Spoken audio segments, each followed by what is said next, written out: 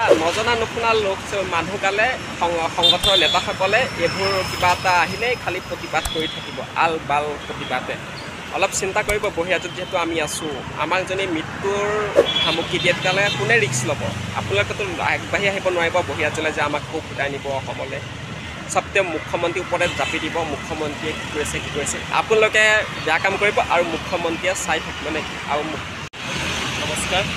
যোৱাকালি এটা নিউজত দেখা পালোঁ, মামাই অৰ্থাৎ অসমৰ মুখ্যমন্ত্ৰী ডাঙৰীয়া হিমন্ত বিশ্ব শৰ্মা ডাঙৰীয়াই যিষাৰ কথা ক'লে শুনি পেলাই বহুত ভাল লাগিল। অসমৰ লাখ লাখ ল'ৰা অসমৰ বাহিৰত কাম কৰে, ইয়াত সাম্প্ৰদায়িক উত্তেজনা কৰিলে তেওঁলোকৰ জীৱনৰ প্ৰতি ভাবুকি আহিব পাৰে। প্ৰথম কথাটো হ'ল 2 জানুৱাৰী অসম দিৱস। এই অসম দিৱসটো এতিয়া ভাৰতৰ সকলো ৰাজ্যতে পালন কৰে। যিহেতু এতিয়া অসমত কিছুমান এটা দিৱস বুলিয়ে ক'ব লাগিব, দিৱসটো হৈ চৰ্চা কৰিছে, ধ্বংস কৰি আছে।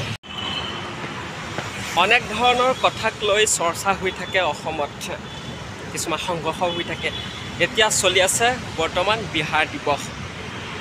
অসমখন সকলোৰে বহুত জনজাতি গোষ্ঠীয়ে বসবাস কৰি আছে, ঠিক আছে।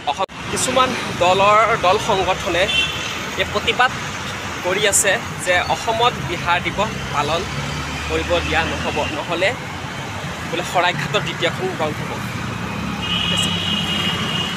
সেই প্ৰসংগত মামাই যিষাৰ কথা ক'লে, অসমৰ মুখ্যমন্ত্ৰী ডাঙৰীয়াই যিষাৰ কথা ক'লে শুনি ভাল লাগিলে যে অসমতো অসম দিৱস পালন কৰা হয়, সকলো অসমৰ বাহিৰতো অসম দিৱস পালন কৰে।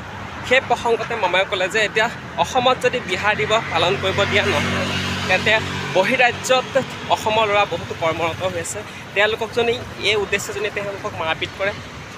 ভিডিঅ'টো দিছোঁ, আপোনালোকে চালিব। ভিডিঅ'টো থাকিলেও বহুত ভাল লাগে। মামাই যিষাৰ কথা ক'লে ভিডিঅ'টো মই দি দিছোঁ, আপোনালোকেও চাওক, স্ক্ৰীণত দি দিছোঁ। তো ভিডিঅ'টো চাই পেলাই বহুত ভাল লাগিল, কথাখিনি চাই পেলাই শুনি পেলাই বহুত ভাল লাগিল যে আমাৰ কথা, কাৰণ আমি এতিয়া বহিৰাজ্যত আছোঁ। অসমৰ লাখ লাখ নিবনুৱা বহিৰাজ্যত কৰ্মৰত হৈ আছে। কিবা দল সংগঠনৰ নেতা কৰ্মকৰ্তাসকলে বাপেকৰ অসমখন বুলি আল বাল কৰি থাকিব প্ৰতিটো মুহূৰ্ততে। কিছুমানে খালি আল বাল মুছলমানক লৈ বিতৰ্ক। আপোনালোকক কি অসমখন বাপেকৰ নেকি যে গেলা অসমত গেলা অসমীয়াহে দাদাগিৰি চলিব? অসমত গোটেইখিনি মিলিজুলি থাকক ন। এতিয়া আপোনালোকে অসমত আল বাল কৰি থাকিব আৰু বহিৰাজ্যত আমাক ভামুকি প্ৰদান কৰি থাকিব মৃত্যু। যিহেতু আপোনালোকৰ কাম বন নাই, তাকে কেমেৰা আগত সোমাই ডিঙি ফুলাই আল বাল বুলকি থাকিব, আৰু বাকীখিনি আৰু মৰিবলৈ আমি বাহিৰত থকা ল'ৰাবোৰক মানে জুইৰ মুখলৈ ঠেলি দিয়া নিচিনা, নহয় জানো? এই দল সংগঠনৰ নেতাসকলক ক'ব বিচাৰে, কেতিয়াবা পথাৰত গৈ হাল ধৰি পাইছেনে? মোৰ ঘৰত মাটি নাই, কেনেকৈ মই খেতি কৰা নাই, ঠিক আছে। আপোনালোকে হাল মানে ধৰি পাইছেনে? কেতিয়াবা নাঙলটো চুই পাইছেনে? এইবোৰ ক্ষেত্ৰত যে আহি পেলাই কেমেৰা কাষত যে আহি পেলাই চাওক, এইবোৰ যি বিহাৰ দিৱস উদযাপন কৰিবলৈ বিচাৰিছে তেওঁলোকে দিয়ক কৰিবলৈ। তাত চাব, চকু ৰাখিব যে তেওঁলোকে যাতে বেছি মতালি নকৰে এই দিৱস পালন কৰি পেলাই।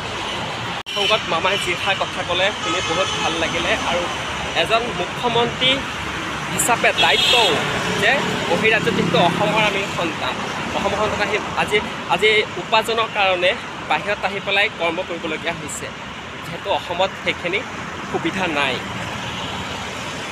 তো গতিকে আপোনালোকে সাম্প্ৰদায়িক মন্তব্য বিয়পাৰ আগত এবাৰ চিন্তা কৰিব যে অসমৰ লাখ লাখ নিবনুৱা আমি বাহিৰত কাম কৰি আছোঁ।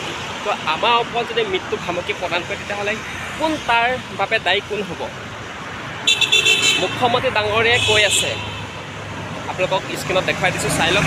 সেইমতে আপোনালোকেও মুখ্যমন্ত্ৰী ডাঙৰীয়াৰ সন্মান কৰি কথাখিনি পালন কৰক। চাওক, সংগঠনৰ নেতাসকলক ক'ব বিচাৰিছোঁ যে প্ৰতিবাদ কৰক, যিবোৰ প্ৰতিবাদ কৰিবলগীয়া, কিন্তু এই সাম্প্ৰদায়িক ক্ষেত্ৰত এইবোৰ আল বাল প্ৰতিবাদ কৰি নাথাকিব। যি সাম্প্ৰদায়িক প্ৰতিবাদ কৰি থাকে সেই সময়ত বহিৰাজ্যত থকা ল'ৰাসকলৰ বহুত অসুবিধা হৈ যাব এটা সময়ত। গতিকে আপোনালোকে চিন্তা কৰিব বহিৰাজ্যত থকা যুৱক যুৱতীসকলৰ বাবে। য'ত প্ৰতিবাদ কৰিব লাগে তাত কৰক, যিবোৰ আননেচেচাৰী এইবোৰ কামত মন নিদিব। এজন মুখ্যমন্ত্ৰী হ'বলৈ কিমান যোগ্যতা লাগিবই মামাৰ পৰা শিকক, কাৰণ এনে আজি মামা মুখ্যমন্ত্ৰী হোৱা নাই অসমৰ। তো কিমান যে চিন্তা কৰিবলগীয়া লাগে, আপোনালোকে আলবাল কৰি থাকিব আৰু গোটেইখিনি মামাৰ ওপৰত জাপি দিব।